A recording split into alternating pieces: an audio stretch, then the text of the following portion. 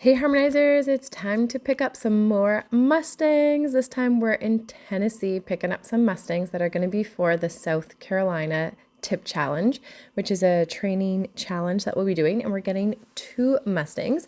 This time it's going to be one for myself and one for Sarah, who's going to be doing her first ever Mustang challenge, which is super exciting.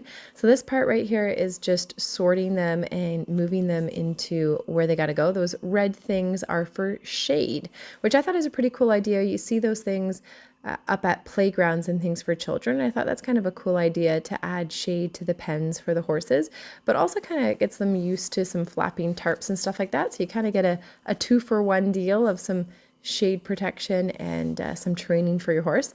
So right now, Rebecca's just sorting the horses and getting them up into the front gate area.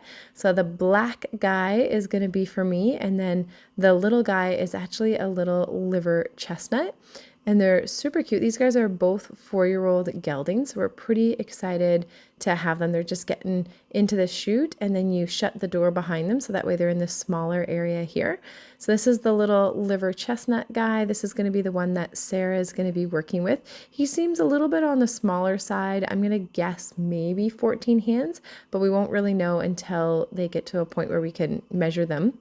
And then my black little gelding there is up in the front.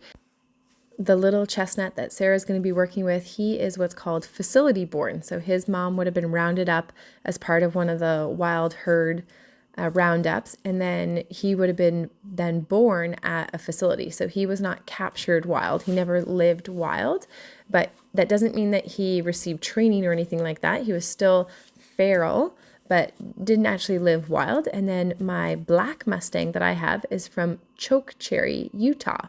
So he was rounded up from Chokecherry, Utah, and he is a 3-strike Mustang. So for those of you guys who don't know about the 3-strike Mustangs, I'll explain that a little bit.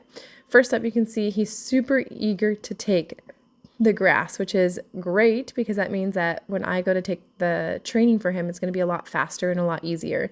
And you can see the little liver chestnut there. He's really eager to take the grass as well. But as soon as I went to put my hand in, he was like, nope. I'm like, all right, well, I'm going to focus on my black Mustang here. So I didn't want to focus on the little liver chestnut. That's going to be for Sarah to do. But super nice that they're already eager to take this grass, which is super awesome. But that doesn't mean that they're going to be easy to touch.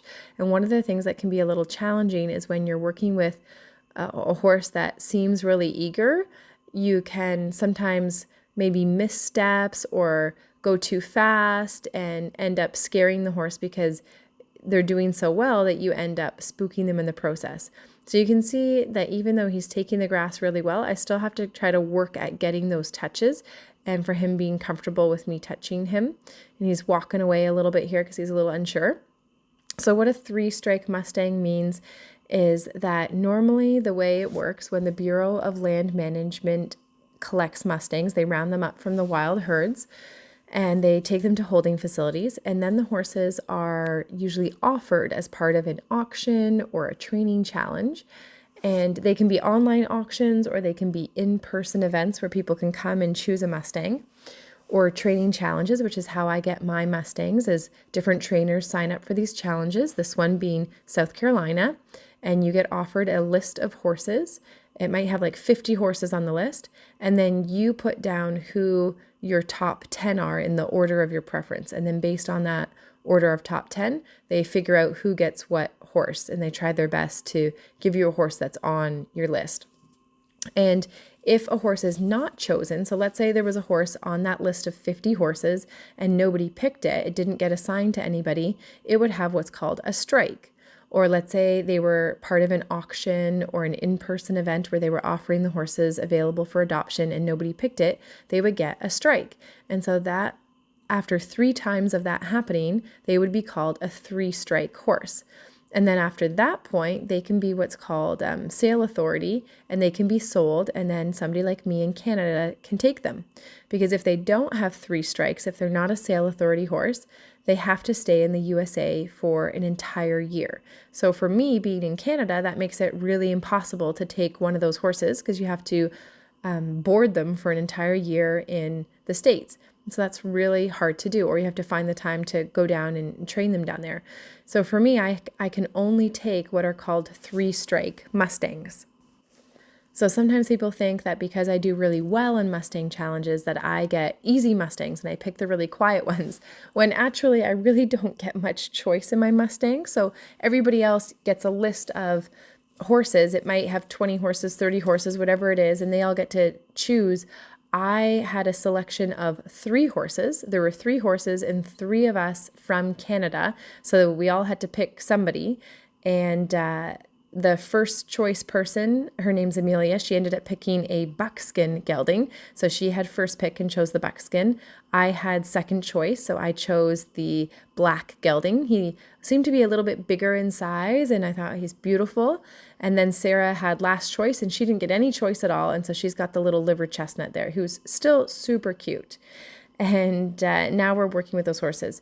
So usually when I have 3-strike horses, they tend to be smaller. My Mustangs tend to be smaller. They tend to be more skittish because they're the horses that are less desirable and weren't chosen. And in his case, in this little guy's case, he seems really friendly, like he's eager to try. So he's not super fearful.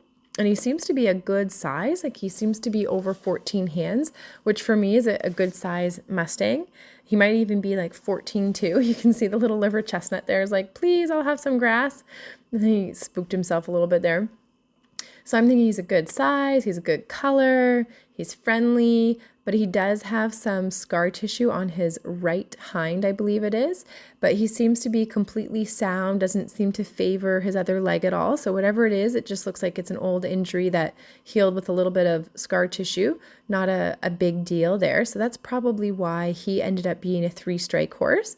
And Sarah's Mustang seems to be a little bit on the smaller side, so that's probably why he is a 3-strike Mustang, even though he's very friendly. A lot of times people want the bigger Mustangs, which I totally get. Like, I want to have a bigger Mustang too. You can carry more variety of people if you're a little bit bigger, but for him, that's probably why he ended up with 3 strikes.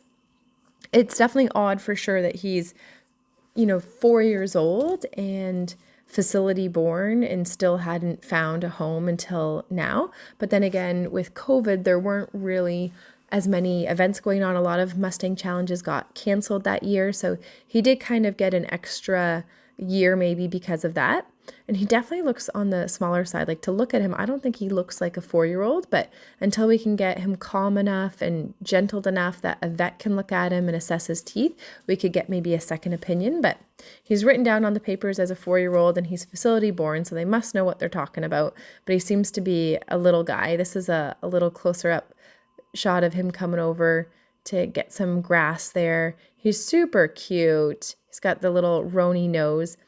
So this is a different session now, and I managed to get the halter on, and this is just after I got the halter on him. I didn't actually have my phone up to film putting the halter on, and he was not super impressed. So after I got the halter on, he was good for all of that because I gave him grass through the whole thing, and this is him after the halter's on, and I just gave him a little bit of space. He's not super impressed with wearing this halter, and he's kind of trying to run around, and the horses are still in these smaller pens because until we can catch them reliably, we separate them out during training and then we open them back up and give them space with the shelter and everything like that. But it makes it a lot easier when they're in these smaller spaces to be able to approach them and just not to have to walk all over the paddock and whatnot. So we still want to make sure they have enough room to move around.